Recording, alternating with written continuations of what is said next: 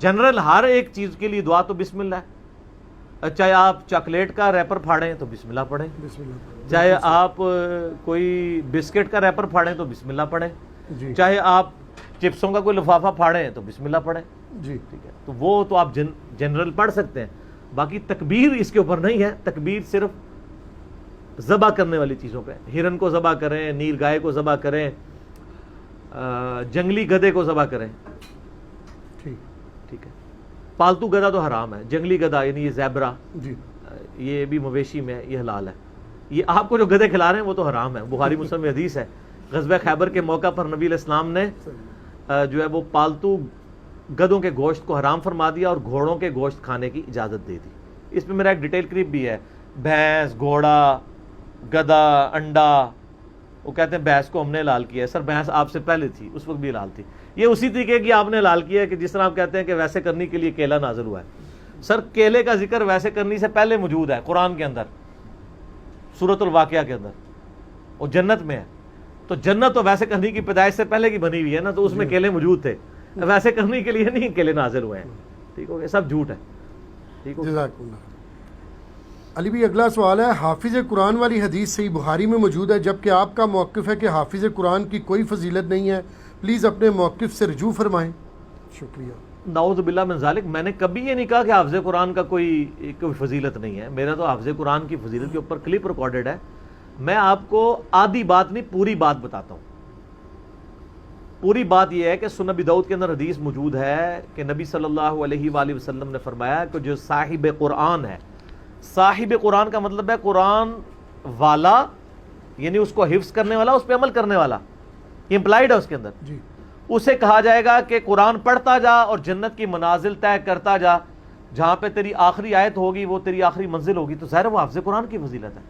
لیکن میں نے یہ کہا تھا کہ جو آپ حافظ طوطے بنا کے نکال رہے ہیں ان کی فضیلت کوئی نہیں ہے, کیونکہ ابو داؤد میں حدیث ہے, ابو داؤد کی سند تو کمزور ہے, صحیح سند المستدرک الحاکم میں, کہ جس نے قرآن یاد کیا, پڑھا اور قرآن کو یاد کیا, قرآن کے حلال کو حلال جانا, قرآن کے حرام کو حرام جانا, تو اس کے ماں باپ کو ایسا تاج پہنایا جائے گا جس کے سامنے سورج کی روشنی بھی ماند پڑ جائے.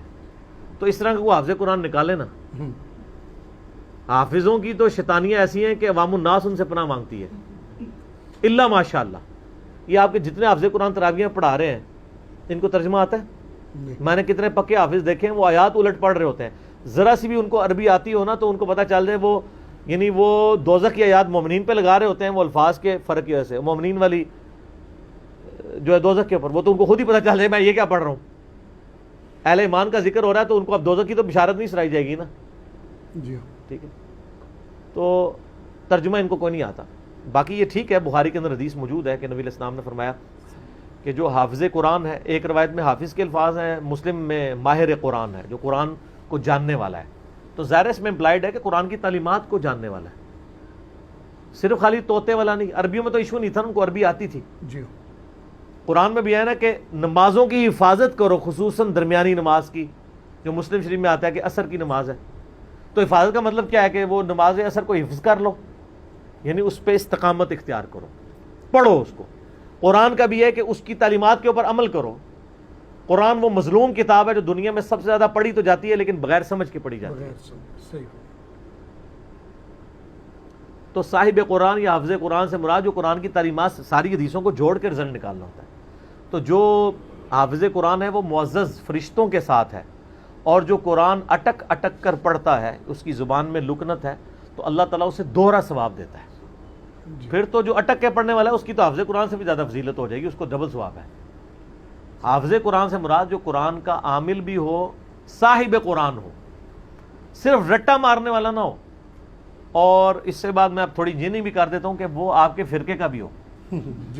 سارے بریلویوں کے جو حافظ ہیں, چاہے وہ ترجمہ بھی سیکھ لیں, جو بندی ان کو جنتی مان لیں گے نہیں, اور جو بندیوں کو یہ, سنی کو یہ, شیعہ کو وہ, اہل حدیث ان کو نہیں.